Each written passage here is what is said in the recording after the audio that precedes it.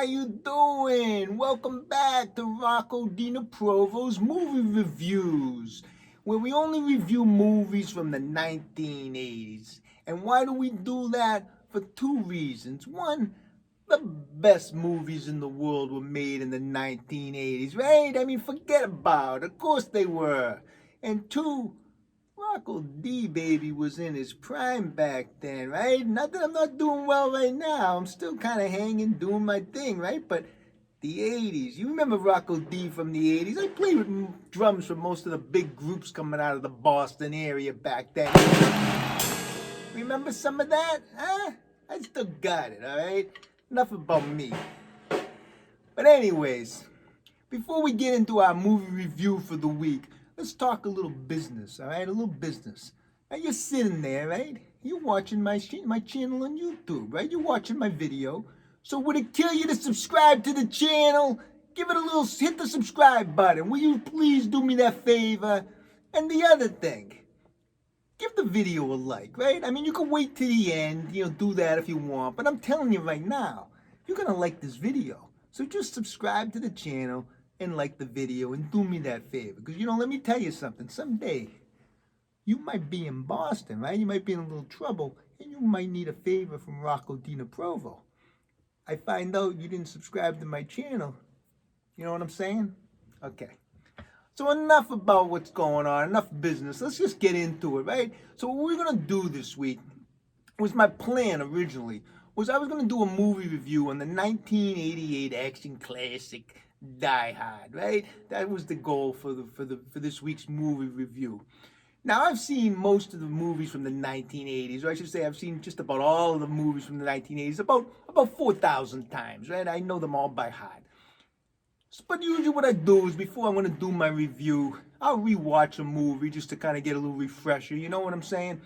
And so I turned on Die Hard the other day, and after watching it, now don't get me wrong, Die Hard is a great movie, right? It's a great movie. I love Bruce Willis as Officer John McClane, right? I mean, it's a great movie. I've made a bunch of sequels. But after watching it, I just decided, you know what? We're not going to do a straight-off movie review. What we're going to do is we're going to take like what I consider the top 10 kind of blunders from the movie. Because this movie was full of just blunders and crazy things, right? And after watching it, that's what kind of stuck out in my mind. I said, you know what? I'm going to give my viewers a little different thing today. I'm going to give them, instead of a movie review, we're going to do what stood out to me is like the top 10 blunders or crazy things that took place in Die Hard. In no particular order. We're going to give you what Rocko D considers his top 10, okay? So here we go. Sorry, Hans, wrong guess. All right, sorry about that. Sometimes I get near this drum set, I can't help myself, right? I'm back in 83, banging it out for some Boston bands. You know what I'm saying? I was on the circuit, all right? Anyways, the first, blunder of the movie. Here we go. John McClane's picked up at the airport by Argyle, the limo driver, right? Argyle, I'm the limo driver. John McClane, being the everyday guy, he's a New York City cop. He doesn't want to sit in the back of the limo, so he sits up front with Argyle, and they're talking. Now, for some strange reason, right, John McClane has this big-ass, stupid stuffed bear that he wanted some friggin' redneck carnival somewhere, right?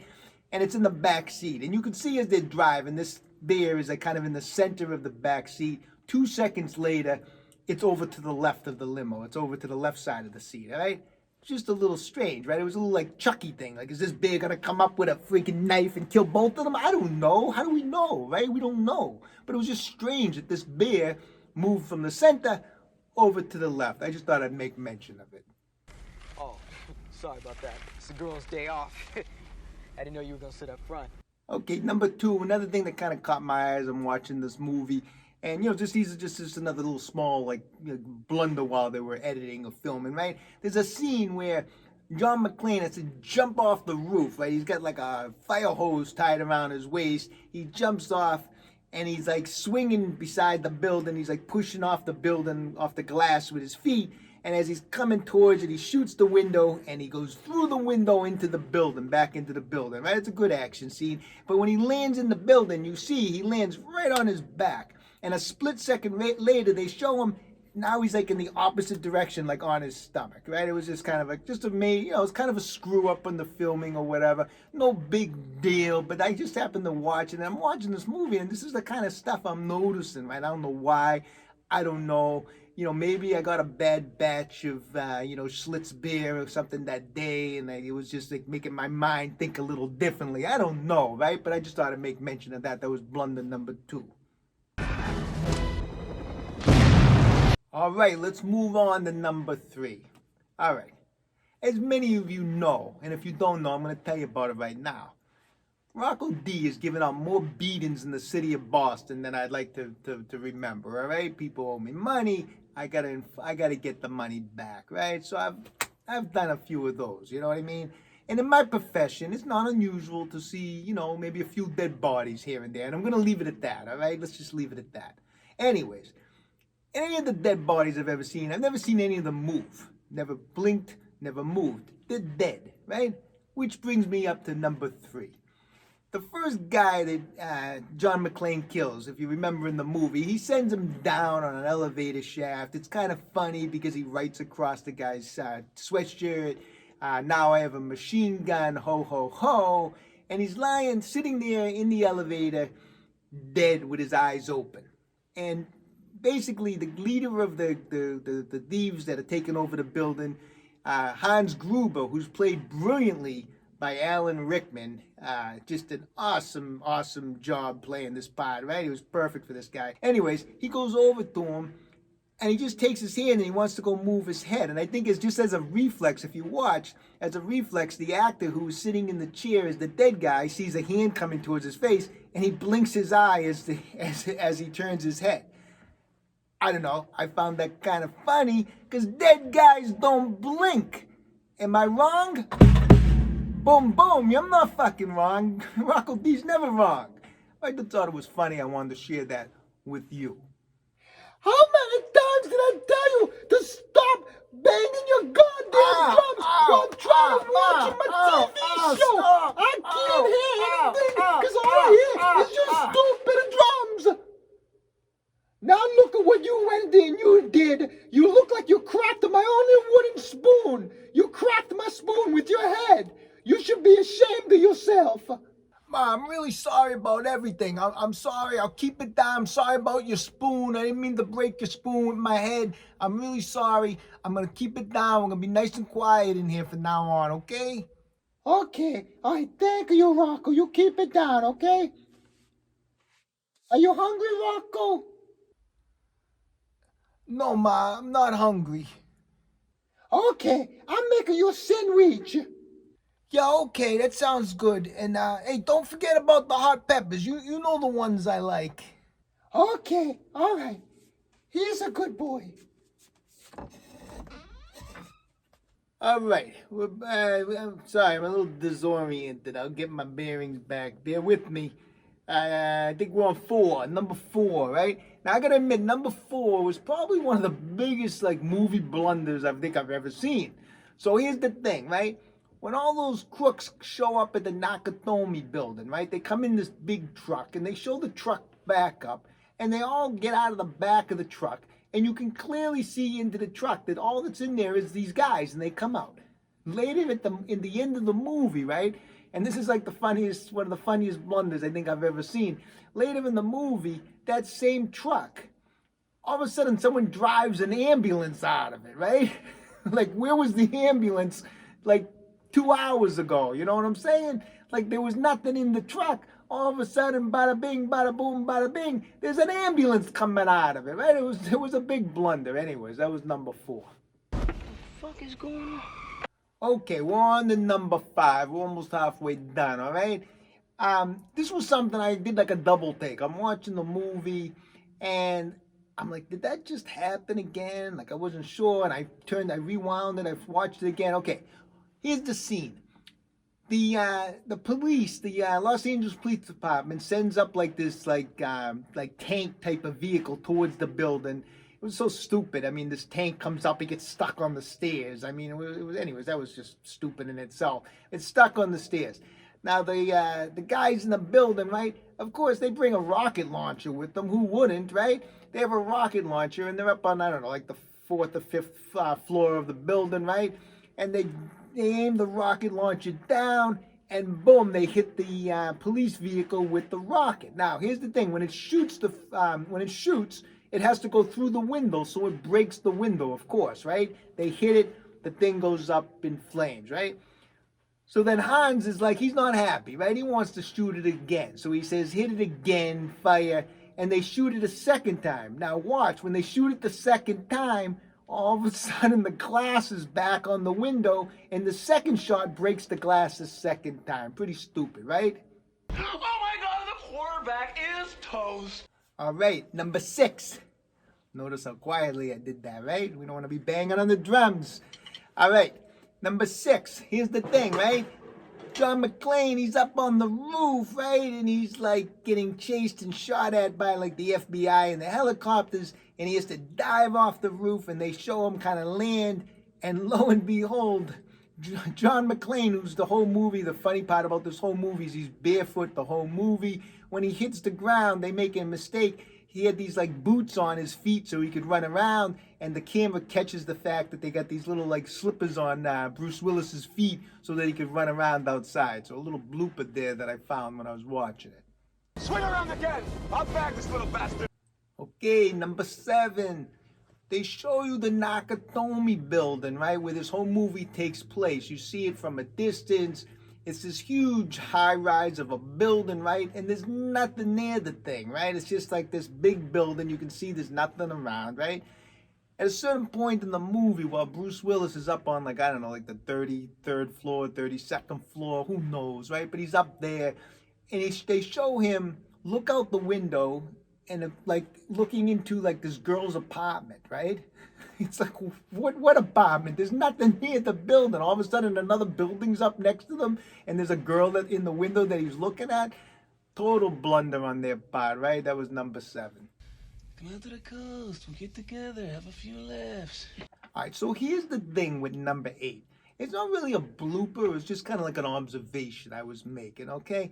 Because here's how it goes. Earlier in the movie, John McClane gets his hand on just one single brick of this plastic explosive, and at one point in the movie, he takes it and he throws it down the elevator shaft, and it blows the shit out of the bottom of the building, right? I mean, things just go boom down at the bottom, right?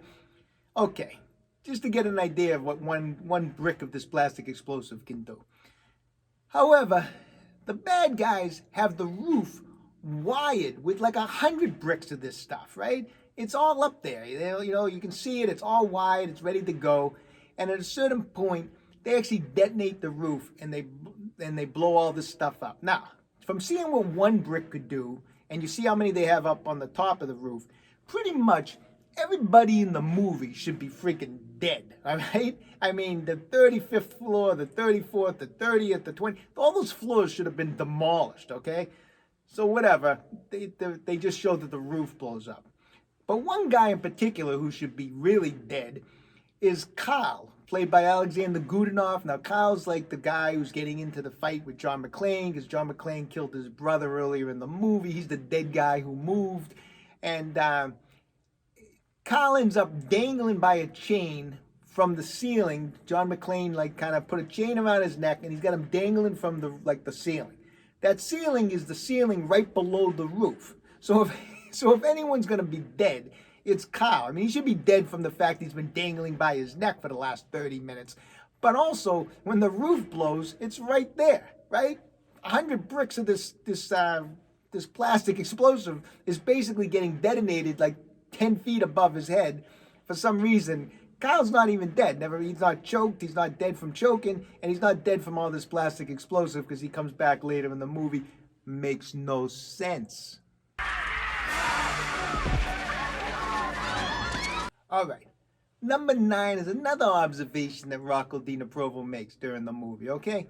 So there's a certain part in the movie right at the beginning, near the beginning, where like the limo driver, Argyle, he's down in the limo in the parking garage, right?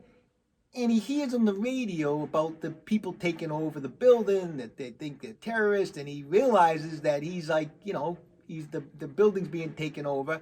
And so he starts driving the car around the parking lot, like trying to, the parking garage, trying to get out. Like, how do I get out? And he sees that, like, this metal grate have all come down, and like he can't do anything. He drives around and finally just parks his car, and it's like he's trapped, right?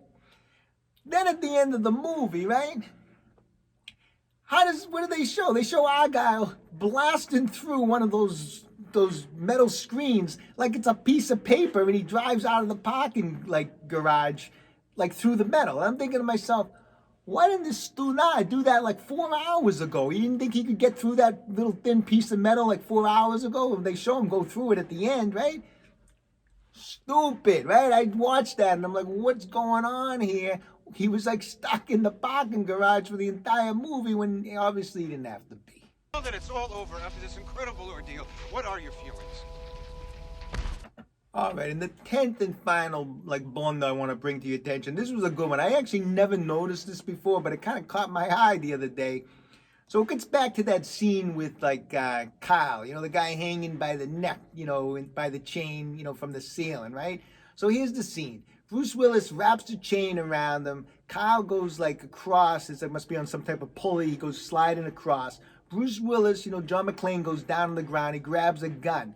Now watch, as he grabs his gun, look behind that cement pillar. Who's standing there but Kyle? It makes no sense. Kyle's dangling by the chain over here, and all of a sudden you can see the figure of Kyle behind Bruce Willis. It was obviously some type of mix-up when they were filming this. Maybe the scene where John McClane grabbed his gun, and maybe they filmed some footage where he turns and shoots. But anyways, they messed up.